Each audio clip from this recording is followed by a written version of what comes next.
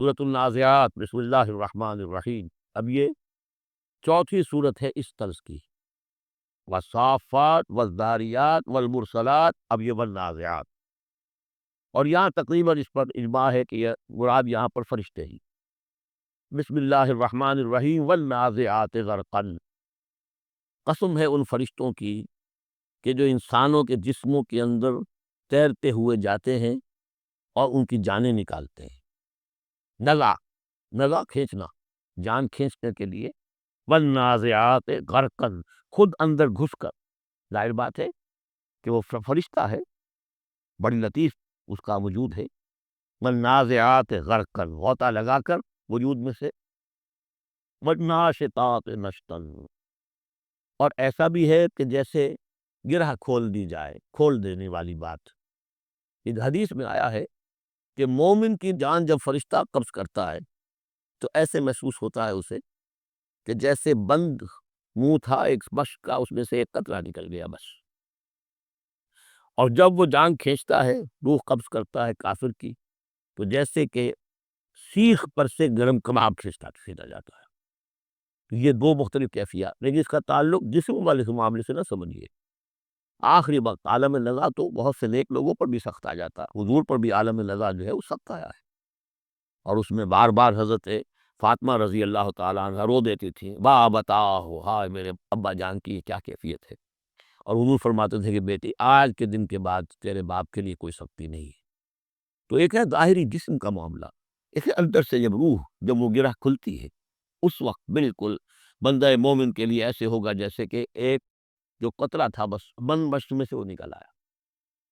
والسابحات سبحا، پھر یہ فرشتے تیرتے ہوئے فضا میں اور خلا میں اس روح کو لے کر جاتے ہیں۔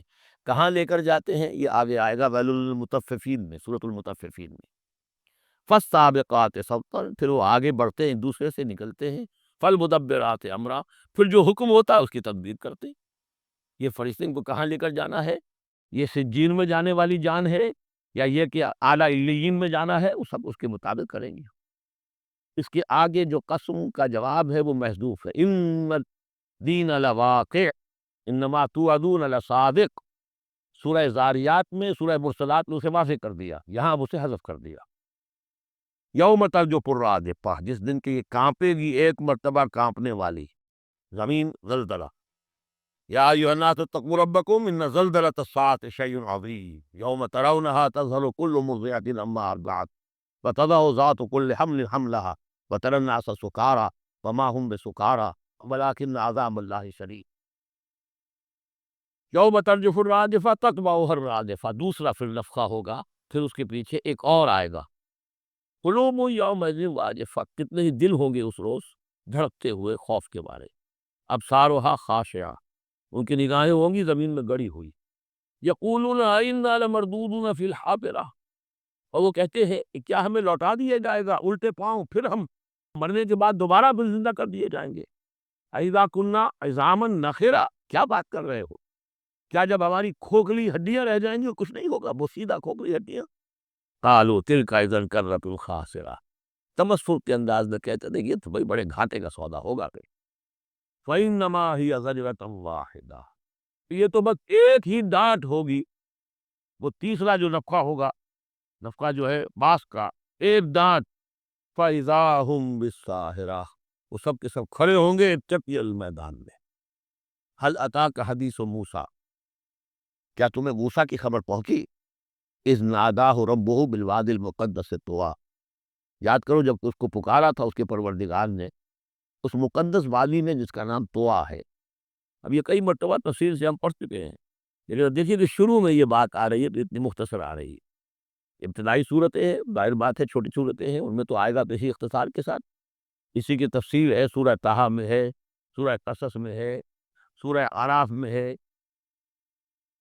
اذهب الى فرعون انه طغى، تو اللہ نے جو ندا کیا تھا، اذ ناداہ ربہ بالوادی المقدس طویٰ اذهب الى فرعون انه طغى، جاؤ فرعون کی طرف، اب یہ رسول بن گئے۔ انه طغى، وہ بہت سرکش ہو گیا ہے۔ فقل هل لك الى ان تزکیٰ، اور جا کر کہو کہ بھائی ہے کوئی ارادہ تمہارا کہ تم اپنے آپ کو پاک کر لو، صاف کر لو، اپنے عقائد، اپنے خیالات، اپنے اعمال، اپنا کردار۔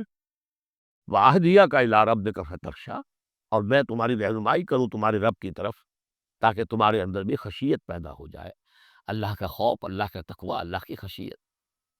فَأَرَاهُ الْآيَةَ الْكُبْرىٰ، اور اس نے دکھایا اس کو بہت بڑی نشانی، یعنی جو معجزہ لے کر بھیجے گئے تھے سانپ والا معجزہ وہ دکھایا۔ فَكَذَّبَ وَعَصَىٰ، لیکن اس نے جھٹلا دیا اور نافرمانی کی۔ ثُمَّ أَدْبَرَ يَسْعَىٰ، پھر اس نے پیٹھ موڑی کوشش کرتے ہوئے، بھاگ دوڑ کرتے ہوئے، یعنی تمام ملک سے تمام ماہر جادوگروں کو بلانے کے لیے۔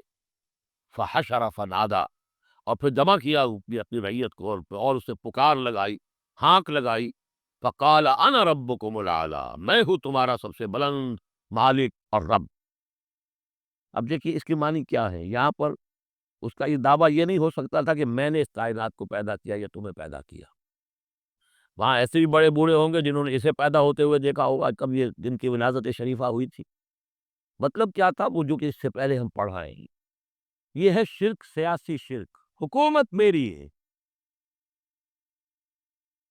الیس لی ملک مصر وہذہ الانہار تجری من تحتی، حکم دینے کا اختیار دے رہا ہے، میں جسے چاہوں دوں، جسے چاہوں روک دوں، جس کے جو چاہوں قانون بنا دوں۔ حاکمیت کا دعویٰ خدائی کا دعویٰ ہے۔ یہ دعویٰ تھا نمرود کا، یہ دعویٰ تھا فرعون کا۔ باقی خالق کے اندر ہونے کا کسی کا دعویٰ نہیں تھا، بلکہ ان کے اپنے بھی تھے، معبود تھے۔ اس میں آیا ہے کہ کیا تم چھوڑے رکھو گے موسیٰ کو کہ چھوڑ دے تمہیں بھی اور تمہارے معبودوں کو بھی؟ جزرک و آلہتک، تو فرعون کے بھی آلہہ تھے، لیکن سیاسی شرک۔ اور یہ سیاسی شرک جس قدر گلوبلائز ہوا ہے آج کے دور میں، پورا گلوب اس شرک کے اندر مبتلا ہے۔ پاپولر سوورنٹی، پہلے وہ ٹنوں گندگی کسی ایک شخص کے سر پہ رکھی ہوتی تھی، فرعون صاحب کے سر پر رکھی ہوئی ہے وہ حاکم اس کی گندگی۔ اب انہوں نے کیا کہ اس کو تولا تولا ماشا ماشا سب میں بانٹ دو۔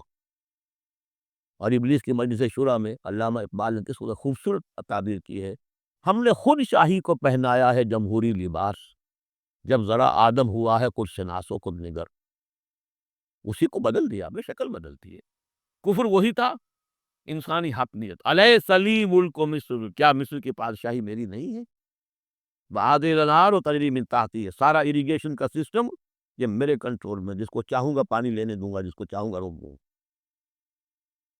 فقال هذا ربکم الاعلی فاخذہ اللہ نکال الآخرۃ والاولی، تو پکڑ لیا اسے اللہ نے سزا میں آخرت کی بھی اور پہلی کی بھی، یعنی دنیا کی بھی سزا۔ دنیا میں غرق ہوا اپنے پورے لاؤ لشکر سمیت، آخرت میں جو ہونا ہے وہ نقشہ ہم دیکھ چکے ہیں بہت مرتبہ سورہ یونس میں خاص طور پر۔ ان فی ذلک لعبرۃ لمن یخشی، اس میں یقیناً سبق ہے۔ یہ عبرت کہتے ہیں امور سے بنا ہے۔ عبور کسے کہتے ہیں؟ دریا کو عبور کرنا، اس کنارے سے اس کنارے پہنچ جانا۔ عبرت کا مطلب ہے ایک چیز کو دیکھ کر کسی اور حقیقت کو سمجھ لینا، یہ عبرت ہے۔ ان فی ذلک لعبرۃ لمن یخشی، سبق ہے کس کے لیے؟ جس کے دل میں کچھ بھی ڈر ہے۔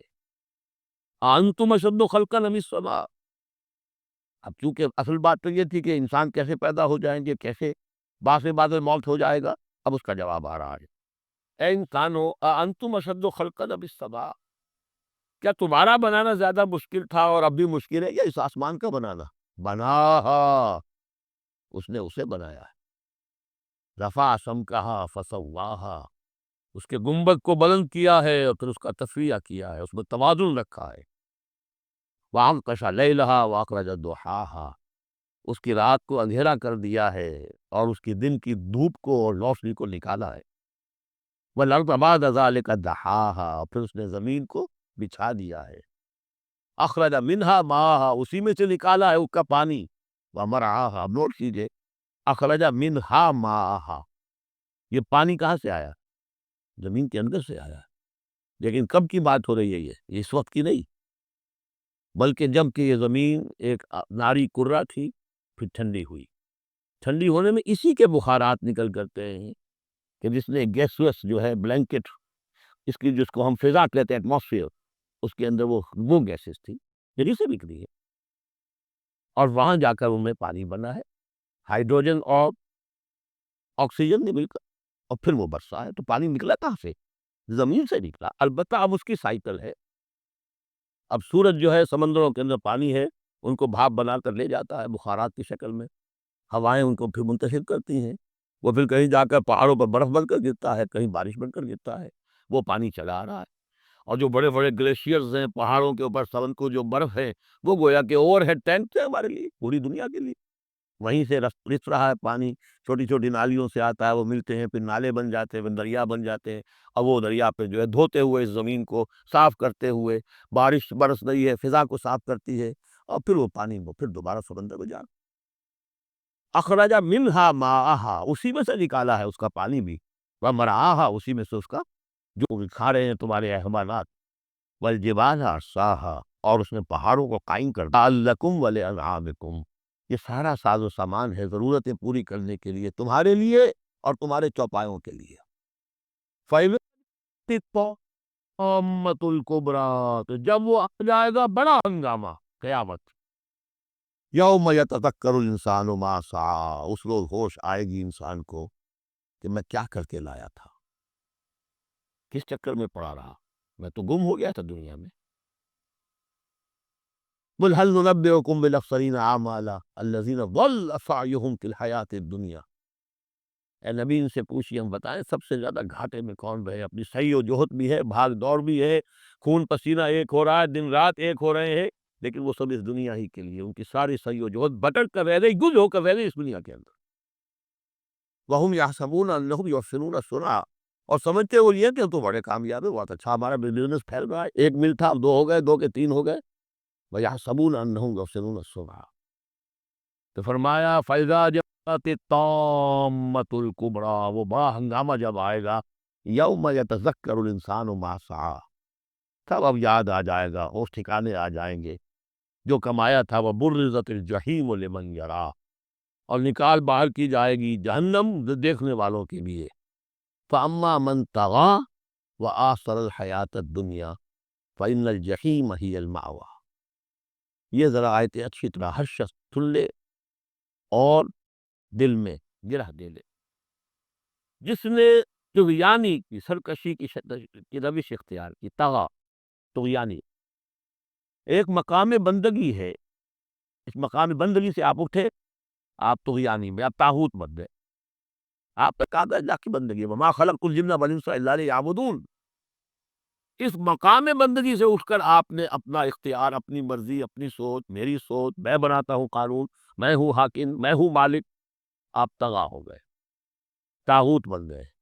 وآثر الحیات الدنیا، اور جس نے ترجیح دی دنیا کی زندگی کو، فإن الجحیم ہی المأویٰ، تو جہنم ہی اب اس کا ٹھکانہ ہے۔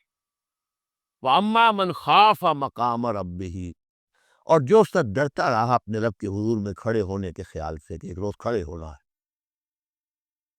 پروردگار کے سامنے حاضری ہوگی، پیشی ہوگی، یومئذ تعرضون لا تخفی منکم خافیہ، اس دن تمہاری پیشی ہوگی اور کوئی چیز تمہاری مخفی نہیں رہے گی، تو اس دن کے خیال سے ڈرتے رہے۔ اما من خاف مقام ربہ ونہى النفس عن الہویٰ، اور انہوں نے اپنے خواہش نفس کی باگیں کھینچ کر رکھی، روکے رکھا انہیں ان چیزوں سے کہ جو خواہشات ہیں نفس کی، مرغوبات ہیں، منہ زور گھوڑا جو ہے یہ نفس کا، لگام دیے رکھی، ان کی لگام کھینچ کر رکھی۔ اللہم ربنا اجعلنا منہم، اللہم ربنا اجعلنا منہم فإن الجنۃ ہی المأویٰ، ان کا ٹھکانہ جنت ہے۔ یسألونک عن الساعہ، اے نبی یہ آپ سے پوچھتے ہیں قیامت کے بارے میں، ایان مرساہ، وہ کب لندر انداز ہوگی، کب آئے گی، فیما انت من ذکراہا، آپ کا کیا تعلق ہے اس بات کے ذکر سے کہ کب آئے گی، یہ آپ کا کام نہیں ہے۔ الی ربک منتہاہا، وہ اس کی خبر جو ہے کہ وہ کب آئے گی، وہ تو آپ کے رب ہی کی طرف ہے، اسی کا انتہا جو ہے رب کی طرف ہے، اور کوئی نہیں جانتا۔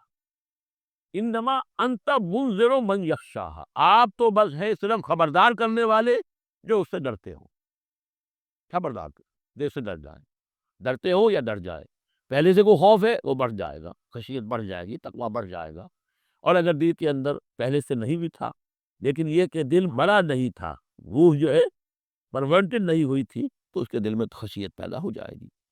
کأنہم یوم یرونہا، یہ ایسے ہوں گے جس دن کہ اسے دیکھیں گے، جب وہ قیامت سامنے آ جائے گی، لم یلبسوا الا عشیۃ او ضحاہا، کہ نہیں رہے اس سے پہلے وہ مگر کوئی ایک شام یا اس کی صبح بھی۔